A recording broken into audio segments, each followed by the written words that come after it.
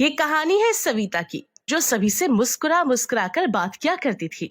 लेकिन कहते हैं ना, जो हर किसी से हंस हंस के बात कर ले, लोग अक्सर उससे गलत ही कहा करते हैं। और ऐसे ही कुछ सविता के साथ भी था। ऐसे एक दिन सविता मार्केट से अपने घर जा रही थी। तभी दो लड़के उसे रोकते हुए कहते हैं। और सविता भाभी कैसी हो आप? और मैंने सुना है आप घर में अकेली रहती हो। वैसे हूँ तो मैं अकेली, लेकिन घर में ना मैं अपनी सास के साथ रहती हूँ। वैसे तुम मुझसे ये सब क्यों पूछ रहे हो? भाई, ये सवाल तो मुझे भी तेरे से करना था। आखिर तू सविता भाभी से ये क्यों पूछ रहा है कि वह अकेली रहती है? अरुण अपने दोस्त की बात का जवाब नहीं देता और सविता से कहता है। वो मुझे लगा आप अकेली रहती होगी, तो क्यों ना आपके साथ आकर थोड़ा समय बिता लिया जाए। अरुण की बात सुनकर सविता कुछ नहीं कहती और वहाँ से चली जाती है। तो वहीं उसके दोस्त रवि को भी कुछ समझ नहीं आता और वो उससे बार बार एक ही सवाल करता है। यार अरुण, मुझे तो अब ये समझ नहीं आ रहा कि तू भाभी से बार बार ये पूछ क्यों रहा है कि वह अकेली रहती है। कहीं तू भाभी से सब समझ रहा हूँ। तू ना चुप कर, समझा? कुछ भी बोलता रहता है भाई। बोलने से पहले ने एक बार सोच लिया कर, समझ लिया कर कि कहाँ पर क्या बोलना है। अगर माँ को पता चल गया ना कि हम लोग सविता भाभी से बात कर रहे हैं तो बवाल हो जाएगा। इस तरह अरुण और रवि दोनों ही अपने घर चले जाते हैं। अरुण अपने कमरे में जा ही रहा होता है, तभी उसकी माँ विनीता उसे रोकते हुए कहती है। अरुण, कहाँ था तू? मैं तुझे इतनी देर से ढूंढ रही थी। अरे कहीं भी जाता है तो बता कर जाया करना। माँ, वो दरअसल मैं ऐसे ही बाहर टहलने के लिए गया था। अपनी माँ से वो ज्यादा बात नहीं करता था, तो अरुण उसके बाद अपने कमरे में चला जाता है और सिर्फ सविता भाभी के बारे में सोचता है। और ऐसे ही समय गुजरता है। एक दिन अरुण अपनी सविता भाभी के पास जाता है और उससे कहता है।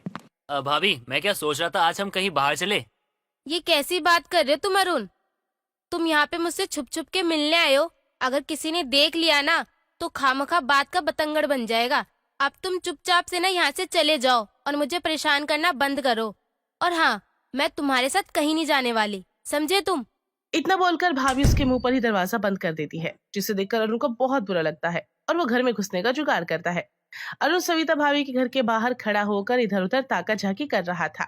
तब इसकी नजर एक पाइप पर पड़ती है, जो कि खिड़की से अटैच था, और उस पाइप के जरिए सविता भाभी के घर के अंदर चला जाता है।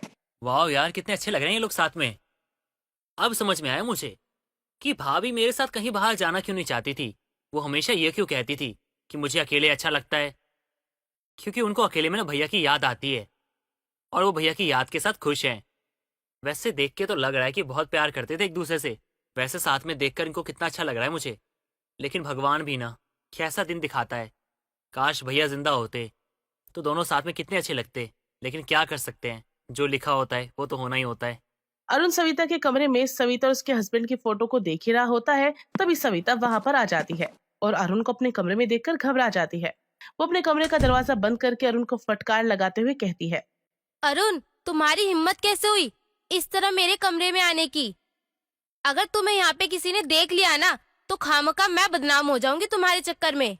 सुनो मेरी बात, मैं एक अच्छे घर की औरत हूँ और हाँ, मैं नहीं चाहती कि कोई तुम्हारा नाम मेरे साथ जोड़े। चले जाओ यहाँ से, नहीं तो मेरा नाम खामखा खराब हो जाएगा। अरे अब मेरा मुंह क्या देख रहे हो? जाओ यहाँ से। भाभी, किसी का कोई नाम खराब नहीं होगा। अरे मैं चुपचाप आया हूँ, चुपचाप ही चला जाऊंगा। आप मेरी बात तो सुनो, शांत हो जाओ। तुम क्या चाहते हो? आखिर क्यों तुम मेरा पीछा करते रहते हो? तुम्हें पता है ना कि मैं एक विधवा औरत हूँ, उसके बावजूद तुम मेरा पीछा कर रहे हो। आखिर क्यों करते हो तुम मुझे इतना स्टॉक? मैं परेशान हो चुकी हूँ तुमसे। मुझे नहीं पता भाभी कि मैं आपको इतना स्टॉक क्यों कर रहा हूँ, आपके आगे पीछे क्यों घूमता हूँ, आपका ध्यान क्यों रखता हूँ। सच तो ये है कि मुझे आपकी फिक्र रहती है हमेशा। मुझे हमेशा डर लगा रहता है कहीं आपके साथ कुछ गलत ना हो जाए, क्योंकि जमाना बहुत खराब है। मुझे बस आपकी ही चिंता नहीं है, मुझे आंटी जी की भी चिंता है, कभी उनके साथ कहीं कुछ गलत ना हो जाए। भाभी, मेरे इरादे बिल्कुल सही है और अच्छे हैं। मैं कोई गलत थिंकिंग लेके यहाँ नहीं आया हूँ। मैं बस आप लोगों का ध्यान रखना चाहता हूँ, इसलिए मैं यहाँ आता हूँ। पर तुम ऐसा क्यों कर रहे हो? भाभी, आप मुझे माफ कीजिएगा, लेकिन यहाँ मैं जिम्मेदारी पूरी करने के लिए आया हूँ और वो करूंगा। अरुण, तुम जो कर रहे हो ना वो बिल्कुल भी सही नहीं है। मेरा और तुम्हारा कोई मेल नहीं है। और हाँ, मैं तुमसे कितनी बड़ी हूँ ये तुम्हें पता भी है। और ये जिम्मेदारी जिम्मेदारी कौन सी जिम्मेदारी? कौन सी जिम्मेदारी की तुम बात कर रहे हो? भाभी, आपको सच बताऊं तो मैं आपसे प्यार नहीं करता और ना ही मेरे मन में आपको लेकर कुछ गलत है। जिस तरह एक बच्चा अपनी माँ की इज्जत करता है, वैसे ही मैं आपकी और आंटी की इज्जत करता हूँ। आपकी फिक्र करता हूँ, आपका ध्यान रखता हूँ। वो भी इसलिए क्योंकि भैया ने आखिरी समय में मुझसे वादा लिया था कि कल को उनको कुछ हो जाएगा तो आपका और आंटी का ध्यान मैं रखूंगा, और मैं अपनी जिम्मेदारी निभा रहा हूँ। और एक सच और आपको बता दूं, मेरे पिता की ना एक नहीं दो पत्नियां थी, एक मेरी माँ और दूसरी आपकी सास। लेकिन मेरे पिताजी ने अपनी गलती छुपाने के लिए दूसरी माँ यानी कि कुंती माँ को अपनाया नहीं, और आंटी ने अपने बेटे को अकेले पाला। पूरे समाज से गालियां सुनती रही, ताने सुनती रही, दर्द तकलीफ सब कुछ झेला, लेकिन कभी भी भैया पर आंच नहीं आने दी। मेरी दादी के जिद के कारण उन्होंने मेरी माँ से शादी की थी और आपकी सास को अपनाया नहीं था, और उसी गलती को सुधारना चाहते थे। लेकिन सुधारने से पहले उनकी मृत्यु हो गई। लेकिन हाँ, वो जब तक जिए कुंती माँ का उन्होंने ध्यान रखा, उनका सारा खर्चा उन्होंने उठाया। अरुण के मुंह से इतनी बड़ी सच्चाई सुनकर सविता दंग रह जाती है और वो चुपचाप खड़ी रहती है। मैं जानता हूँ भाभी, ये एक सच है जो बहुत कड़वा है, जो भैया ने आज तक आपसे छुपा के रखा था। लेकिन मैं चाहता था ये सच्चाई आपको पता चले, इसीलिए मैंने आपको सब कुछ सच बता दिया। अरुण सविता से बातें कर रहा होता है कि तभी अचानक सविता के कमरे का दरवाजा खुलता है और वहाँ कुंती अरुण और सविता को देखकर हैरान हो जाती है। अरुण, तुम यहाँ क्या कर रहे हो? अरे तुम दोनों एक कमरे में, बहू तू इसके साथ? कुंती माँ, क्या कह रही हैं आप? भाभी और मेरे बीच में कुछ भी गलत नहीं हो रहा है। मैं उनको अपनी माँ समान मानता हूँ, और उनको ही नहीं आपको भी मैं माँ समझता हूँ। अरे बस कर बस कर। और ना खबरदार, तूने मुझे माँ भी कहा तो समझ गया? और बहू तू, तेरे से ऐसी उम्मीद नहीं थी मुझे। नहीं नहीं माँ जी, जैसा आप सोच रही हैं ना वैसा कुछ भी नहीं है। और हाँ, जब मैं अपने कमरे में आई ना तो अरुण ऑलरेडी वहीं पे था। और वैसे माँ जी, मुझे एक बात पता चली है जो आज तक ना ही आपने बताई और ना ही विराट जी ने। आखिर ऐसा क्यों माँ जी? मुझसे क्या गलती हो गई जो आपने मुझसे इतनी बड़ी बात छुपा के रखी? अच्छा, तो आज मुझे समझ आ रहा है कि लोग हमारे घर से इतना दूर क्यों रहते हैं। अब पता चला मुझे। अच्छा, इस नास पीटे ने तेरे को सारा सच बता दिया। अरुण, तेरे बाप ने जो भी किया है ना आज तक, वो हम भूल नहीं पाए हैं। वैसे भी तेरे बाप ने मुझे आज तक अपनाया नहीं है। तू इस घर में लेने क्या आया है? आखिर तेरे इरादे क्या हैं? अरे तू चाहता क्या है? मेरी खुशियों को निगल ही गया है, हैं?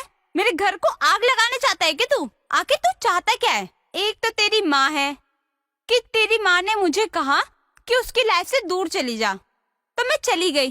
तो तू यहाँ पर लेने क्या आया है? मेरे घर को क्यों बर्बाद करने में लग रहा है, नास पीटे कहीं के? वैसे भी पूरे मोहल्ले में तुमने कम बदनाम नहीं किया हमें, जो आज यहाँ पर घर पे मुंह उठा के आ गया है। कुंती माँ, ऐसा कुछ भी नहीं है। पिताजी भी आपसे बहुत प्यार किया करते थे, लेकिन वो समाज और मेरी माँ के दबाव में आकर उन्होंने वो सब किया था जो करना नहीं चाहिए था। और मैं मानता हूँ उन्होंने गलत किया, लेकिन उन्हें अपनी गलती का पछतावा था। मरते समय भी उन्होंने बस आपका ही नाम लिया था, और वो यही चाहते थे कि आप उन्हें माफ कर दो। और बात रही मेरी, मैं अपनी माँ जैसा नहीं हूँ। अगर मैं अपनी माँ जैसा होता तो छुप के ना आपकी मदद करने नहीं आता। अरे आया भी क्यों है, ये भी तो बता। मुझे तो समझ ही नहीं आ रहा आखिर तू यहाँ पर टपका क्यों है। और वैसे भी यहाँ पर एहसान जताने आया है, हमदर्दी दिखाने आया है, और यहाँ से ना उल्टे पांव लौट जा। और वैसे भी हमें तुम्हारा साथ और हमदर्दी बिल्कुल भी नहीं चाहिए। तुम्हारी हमदर्दी की ना मुझे जरूरत भी नहीं है। जिस दिन तुम्हारी माँ ने मुझे घर से निकाला था, तुम्हें किसी को भी एहसास नहीं था कि मैं अकेली हूँ वहाँ पर, कोई मेरे साथ खड़ा भी नहीं था। वैसे भी उस टाइम ना मैंने अपने आप को संभाल ही लिया था, और आज भी मैं अपने आप को संभाल लूंगी। मुझे किसी की जरूरत नहीं है।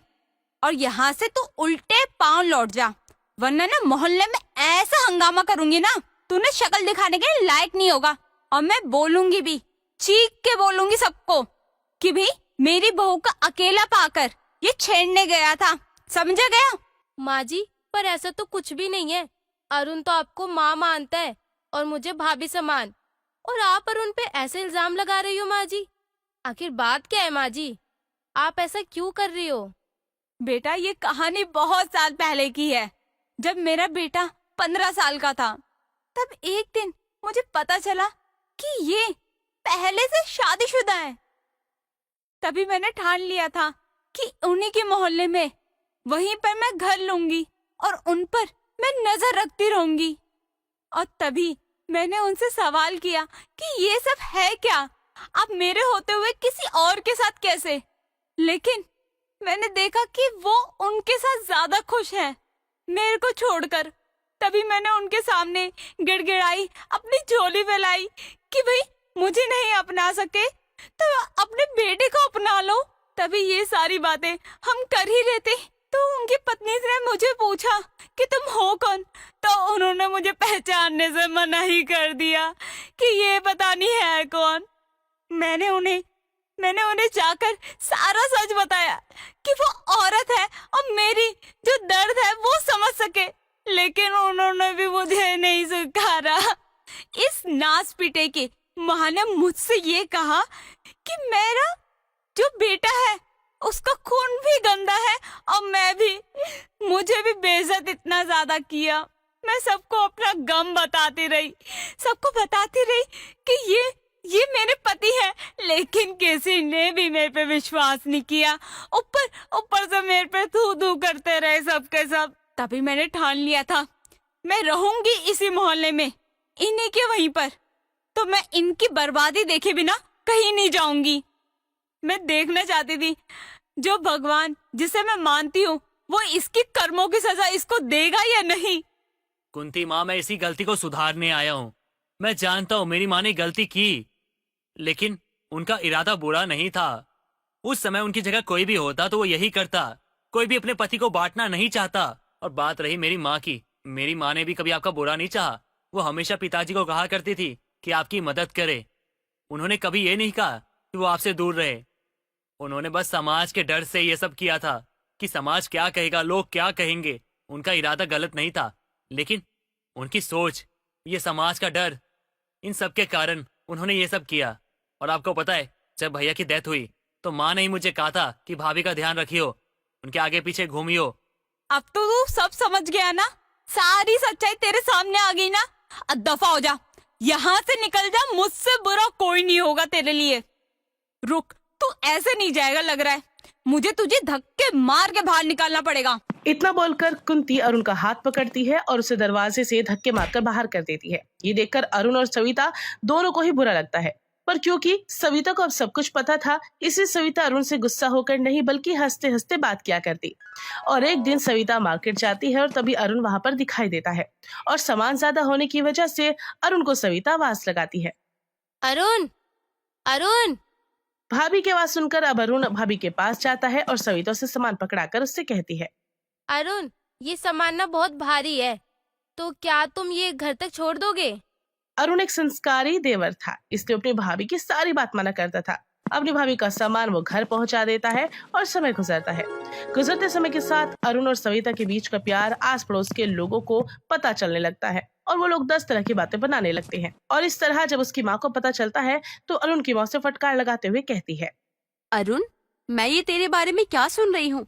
तू सविता के साथ रह रहा है। अरे जब तुझे मना किया हुआ है कि उसके घर के आसपास भी मत भटकना, तो तू क्यों उसकी मदद कर रहा था? कहीं तेरा और सविता का कुछ चल तो नहीं रहा? माँ, मेरे और भाभी के बीच में ना कुछ भी नहीं है, ये आप भी जानती हो। अब लोग क्या कहते हैं उसे मुझे क्या मतलब। अब लोगों की बातों में आकर ना आप ऐसा मत करो। आपको पता है मैं भाभी की मदद करता हूँ और करता रहूंगा, ये भी आप जानती हो। फिर लोगों की बातों में क्यों आ रही हो माँ? आप मुझ पे यकीन रखो, आपका बेटा हूँ मैं। बेटी की बात सुनकर विनीता बेफिक्र हो जाती है, लेकिन कहते हैं ना, अगर पत्थर को कोई बार बार चोट मारे तो वो भी टूट जाता है। और ऐसे ही विनीता के साथ भी था। अरुण अब डेली अपनी माँ की कानों में सविता और कुंती के लिए बोलता, माँ, आज उस बात को 10 साल हो चुके हैं, कब तक उस बात को पकड़ के बैठी रहोगी? अब तो भूल जाओ उन चीजों को। और अब तो ना हमारे पिताजी जिंदा है, ना भैया और भाभी, उनको तो कुछ पता भी नहीं था कि हम दोनों परिवार में क्या दुश्मनी है। माँ, मेरी बात ध्यान से सुनो। सविता भाभी और कुंती माँ बहुत अच्छे हैं, एक बार उनसे बात करके देखो, आप खुद उन्हें पसंद करोगे। अरुण हर रोज अपनी माँ के कान में यही फूंकता रहता कि उसे कुंती और सविता को अपना लेना चाहिए। समय गुजरता है, गुजरते समय के साथ आखिरकार विनीता का दिल पिघल जाता है और वो कुंती के घर जाती है और उससे हाथ जोड़कर कहती है, कुंती, आज से 10 साल पहले जो भी हुआ था उसके लिए मुझे माफ कर दे। पर तू खुद सोचना, अगर तेरा पति किसी और औरत के साथ जाएगा कहीं तो तुझे कैसा लगेगा? दीदी मैं भी वही करती जो आप करती, लेकिन मैं एक बार दूसरे की सच्चाई सुने बिना उसको नहीं भेजती, ना ही उसको सुनाती। और वैसे भी उस समय के हालात ही ऐसे थे, ना ही आप मेरी सुनती, ना ही आप किसी और की। तो ठीक है ना कुंती, अब हम दोनों बहनों की तरह रहकर एक दूसरे की मदद करेंगे। और मुझे अब फर्क नहीं पड़ता कि दुनिया में लोग क्या कहेंगे और क्या नहीं। मेरी पड़ोसन बदनाम नहीं, बल्कि वो मेरी बहन है। इस तरह विनीता और कुंती के बीच गिले शिकवे दूर होते हैं और दोनों एक दूसरे के साथ रहने लगती हैं।